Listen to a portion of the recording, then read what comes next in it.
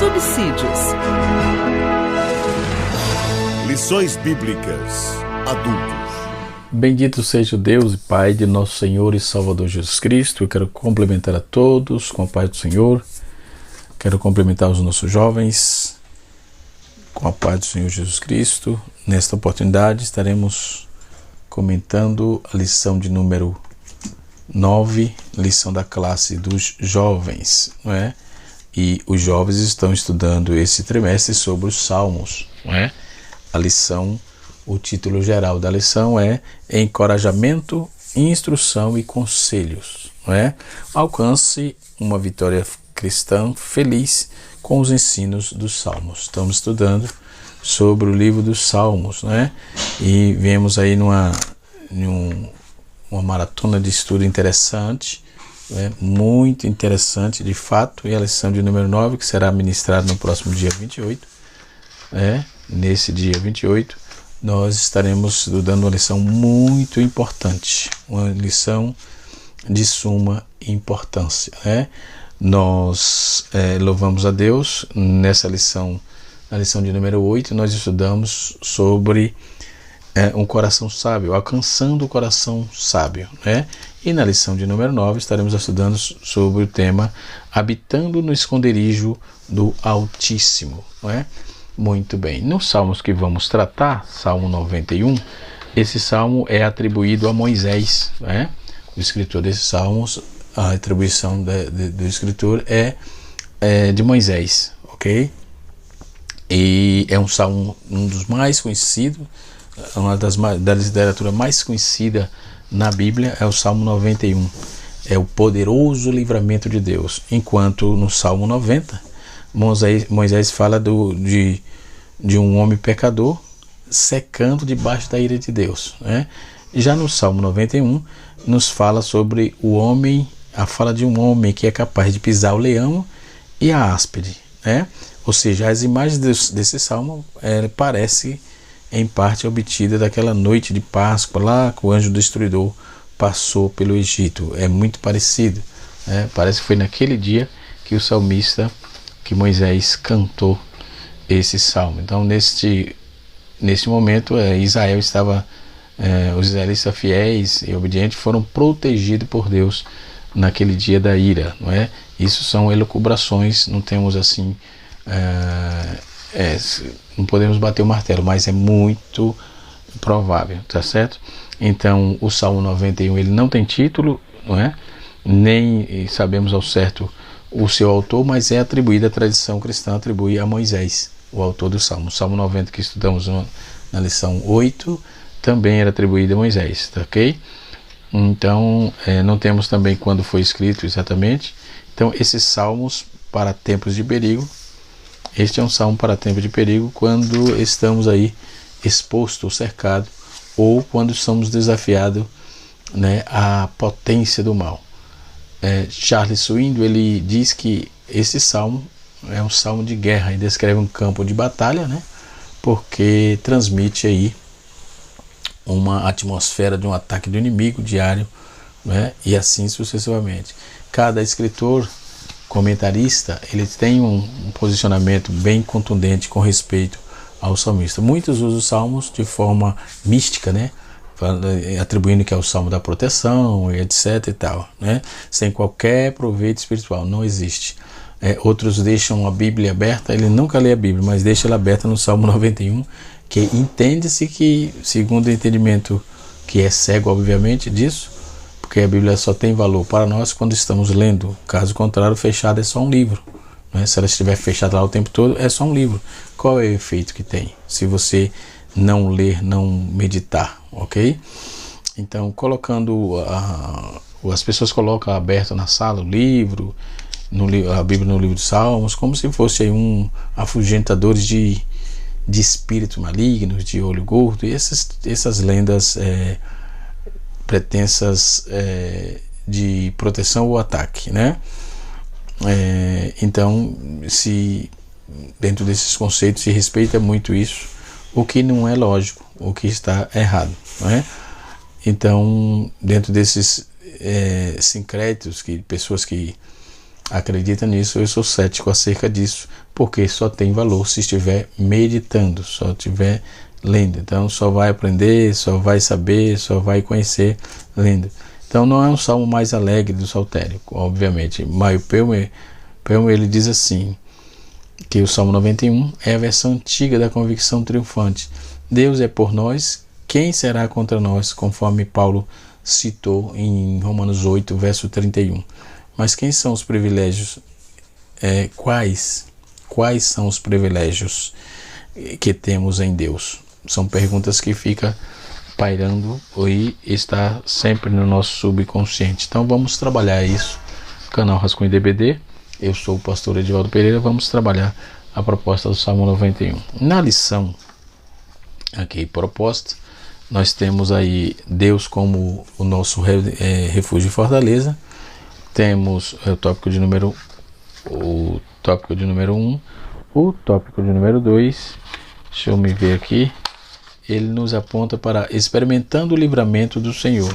O tópico de número 3, apegados com o Senhor. Então fala totalmente voltado para essa proteção aqui proposta, ok? Baseado depois desse comentário, vamos para a aula propriamente dita, não é?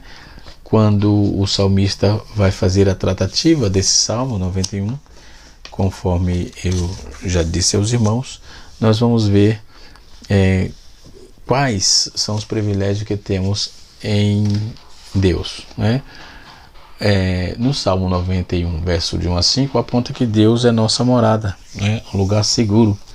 E nós temos aqui que destacar algumas verdades para os nossos jovens, para os ouvintes, para os seguidores do canal Rascunho DBD. Temos uma habitação plenamente segura, Salmo 91, verso 1 e 2.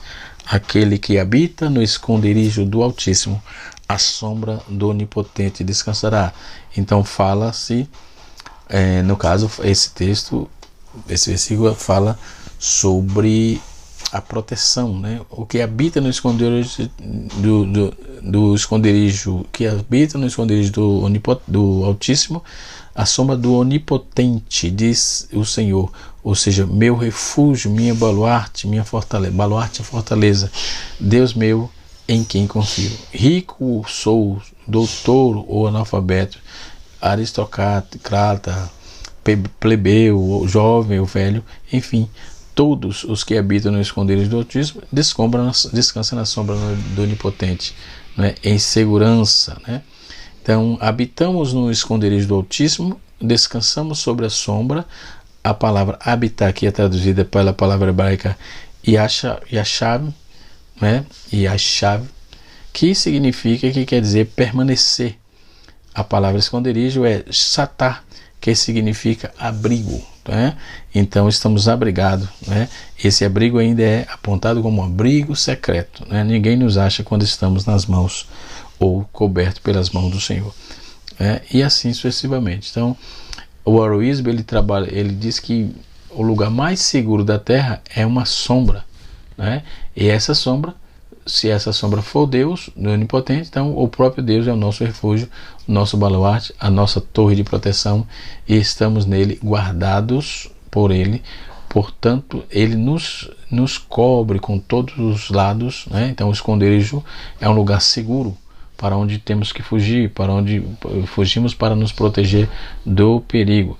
Charles Swindoll, ele também faz um comentário interessante.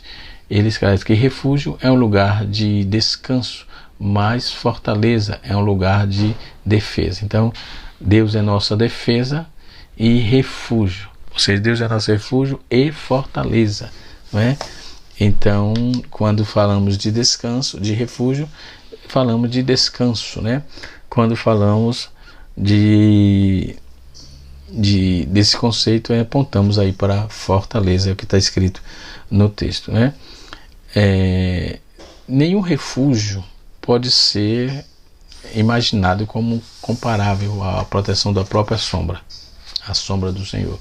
Pois se o pássaro foge para o bosque e a raposa corre para a sua toca, cada criatura usa o refúgio na hora do perigo. Do mesmo modo, em todo perigo devemos correr para o Senhor.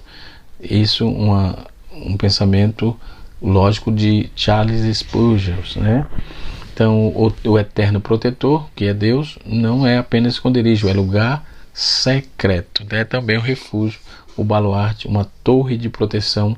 Ele está para nós no lugar de muralha e baluarte. Então, nossas defesas desafiam aí os exércitos do inferno, coligados a muro, não pode ser manter em pestilência do lado de fora, mas o Senhor pode, não é? Charles Swindoll ainda destaca que o Salmo 91 foi escrito para os que habitam, isto é, os que permanecem, e não promete salvação ou proteção a todos, mas os que permanecem. O texto, aquele que habita no esconderijo do Altíssimo, não é? Então tem um povo seleto, tem um povo guardado, tem um povo já dentro desse conceito, desse contexto, né? Então, conversando aí de uma forma de intimidade, comunhão, aproximação com Ele, né? O outro ponto importante, outra verdade importante que temos que tirar do texto, é que temos o livramento das muralhas escondidas do caminho, né? Salmo 91, verso 3. Ou seja, pois te livrará do laço do passarinheiro, né? Esses dois primeiros versículos, Salmo 91, ele retrata o caráter fiel de Deus, né? Ao passo que os versículos 3 e 4 ele descreve Deus, o que Deus fez. Então o laço do passarinheiro é uma armadilha para laçar os pés, é algo em que nós enredamos, né? Algo enganoso, algo atraente, trata-se de uma metáfora para os enredos, né? Que poderiam aí complicar nossos negócios, né?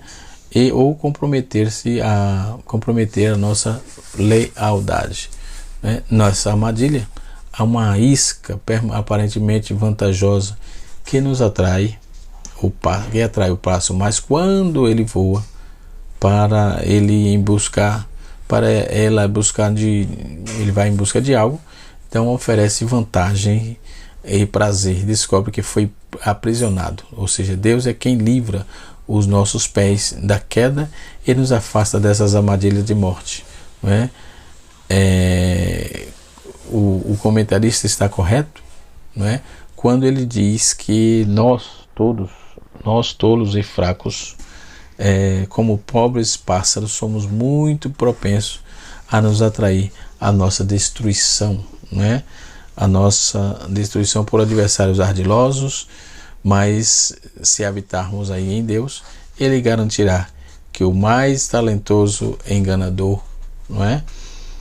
Não nos enganará, certo? Como pássaro fraco, né? Estultos no caso, e fraco, deixamos que Satanás nos atrai mais para a sua armadilha. Paulo, ele faz uma observação em 1 Coríntios capítulo 2, verso 11, né? Quando ele diz que Deus é Espírito e nos protege dos espíritos maus, ou seja, Deus cujo caminho são misteriosos para nos proteger de perigos misteriosos. Deus que é imoral pode nos livrar das doenças mortais. Deus que é imoral não, Deus que é imortal pode nos livrar das doenças mortais. Em outras palavras, não há limite para o poder protetor de Deus por meio da fé. Mas a promessa é dirigida àqueles que habitam, né, no esconderijo do Altíssimo. Ou seja, não é aqueles que raras visitas a Ele. Ou seja, raras vezes não tem compromisso nenhum, certo? Então é aquele que habita. Outro ponto importante que devemos lembrar na leitura salmúdica de Moisés, temos o livramento da peste perniciosa, né? E da peste perniciosa. A peste perniciosa aqui é uma personificação poética que aponta para uma doença endêmica que nos assola e mata, uma pandemia devastadora como tivemos há 2 anos atrás aproximadamente, né? Que vem como uma onda poderosa, como um tsunami num castelo, ou seja, por mais seguro a mantém de lado de fora, ou seja, somente Deus pode nos livrar dessas ondas da morte, né? Somente Ele pode nos proteger dos perigos invisíveis que nos rodeiam, né? Em 2020, na verdade 4 anos, né? Em 2020 nós fomos, o mundo foi assolado por uma pandemia chamada de coronavírus ou Covid-19, não é? E isso confundiu muita gente, confundiu a ciência, enfim, mexeu com tudo, não é? Confundiu políticos, confundiu bastante gente. Uns apareceu como paladino da verdade, outros ainda estão pesquisando até hoje. De fato que foi uma confusão tremenda, né? Mas graças a Deus o Senhor nos guardou e aqui estamos, não é? Eu tive gente na família que perdi devido a Covid-19, isso é atestado pelos médicos, né? Então, mas graças a Deus que Deus deu consolo a todos nós, né? Milhões de pessoas que foram infectadas, por exemplo, mais de 2 milhões de pessoas morreram, né? Só aqui no Brasil nós tivemos mais de 600 mil pessoas, né? Enfim, foi um processo que trouxe aí, mexeu com a sociedade, mexeu com os pilares de sustentação, sofreu um abalo, sofreu a ciência, sofreu a economia, sofreu a tecnologia, enfim, todos os pilares da sociedade teve dificuldade com a Covid-19 ou coronavírus, né? Foram importantes isso diante do avanço insupetável da doença, ou seja, os recursos humanos tornaram-se ineficazes, né? Para debelar aí de pronto o mal que assolou as nações, né? Um alerta que é importante fazer é para o fato de que existe também uma pestilência mortal do erro, ou seja, nós estaremos a salvo se habitarmos na comunhão com Deus de verdade. Existe uma pestilência mortal, fatal, que é o pecado, né? E nós não infectados por ela ou por ele, pelo pecado, se habitarmos com aquele que 3 vezes é santo, santo, santo, santo é o Senhor dos exércitos, né? Outro ponto importante é que temos uma proteção amorosa, né? Nós vamos aqui recapitular. Primeiro, nós temos aí, o texto diz que temos o livramento da peste perniciosa, nós temos uma proteção amorosa e eficaz, né? E nós temos aí informações importantes. Nós temos aí um livramento das armadilhas escondidas no caminho e também temos a habitação plenamente segura, não é? Então, estando em Deus, estamos plenamente seguros, né? Glória a Deus, bendito seja o nome de Jesus. Então podemos observar que temos uma proteção amorosa e eficaz, ou seja, versículo 4, né? Diz assim: cobre-te-á com as suas penas e sobre as suas asas estarás seguro. A sua verdade é pavês e escudo. Pavês aqui é mesmo que broquel, né? Tanto o Salmos 36 como o Salmo 57, ele menciona a proteção que temos sobre as asas do nosso Senhor, né? Ou seja, as asas do esconderijo do Altíssimo. Quando uma galinha aí, ela percebe a chegada de uma tempestade, ela chama os seus pintinhos, os seus pintainhos, e os protege debaixo de suas asas. Deus, sendo onipotente, ao ver as rajadas de vento e os perigos tenebrosos, né, da tempestade que nos encurrala, ele nos atrai para debaixo das suas asas. Então, a sombra do onipotente descansará. Pavês ou escudo representa-se respectivamente a proteção que era grande e estática, né? Até que é um pequeno móvel, né? Ainda diz aí aqui a palavra hebraica escudo indica para uma barreira de proteção que é suficientemente grande para proteger o soldado de uma chuva de flecha. Então estamos protegidos contra as flechas do diabo, desde que estamos no esconderijo do Altíssimo, né? Aquele que habita no esconderijo do Altíssimo. Deus é nosso protetor incomparável, né? Nós vamos observar. Primeiro temos o livramento dos terrores, né, que assolava a alma, no capítulo 91, verso 5, né? Não te assentará no terror noturno, nem seta que voe de dia, nem não temerás, ou seja, não assustará espanto noturno. O medo é um inimigo terrível, né? É mais do que um sentimento, é um espírito atormentador, conforme está escrito em Timóteo, 2 Timóteo 1, versículo de número 7, né? O terror noturno fala daqueles medos que nos assolam. São os medos que brotam no coração atormentado, e sobem da alma angustiada. Ou seja, nessas horas podemos observar que de escuridão é Deus quem nos livra de atentarmos contra a vossa própria vida e nos livrar não apenas dos inimigos invisíveis, mas da cilada do inimigo, né? Mas também nos livra da ameaça real, das ameaças reais que nos atinge, ok? Somos frágeis, vulneráveis, né? E assim sucessivamente. Porém, não há seta que possa destruir o justo, pois o Senhor disse: toda arma forjada contra ti não prosperará. Isaías 54, verso 17.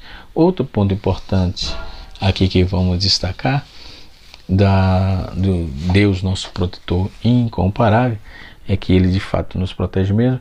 Nós vamos observar que temos o livramento dos perigos visíveis e invisíveis, dos perigos que estamos vendo e do que não estamos vendo, não é?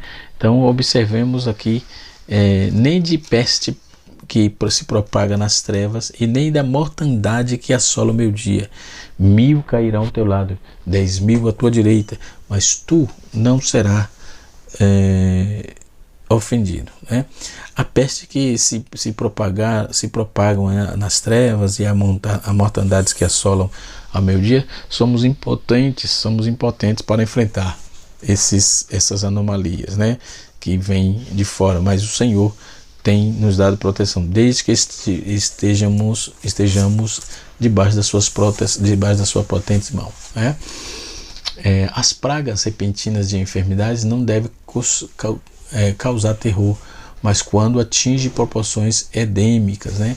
Ou seja, a carne, embora frágil, né, agasalha-se sobre as asas do Onipotente, então encontramos ali segurança. Às vezes somos libertos da morte, outras vezes na morte. Porém, se vivemos para o Senhor, vivemos. Se morremos para o Senhor, morremos. Quem vivendo ou morrendo, estando no Senhor, somos do Senhor, reinaremos com o Senhor. Bendito seja o nome de Jesus, né? Outro ponto importante é que temos um livramento singular.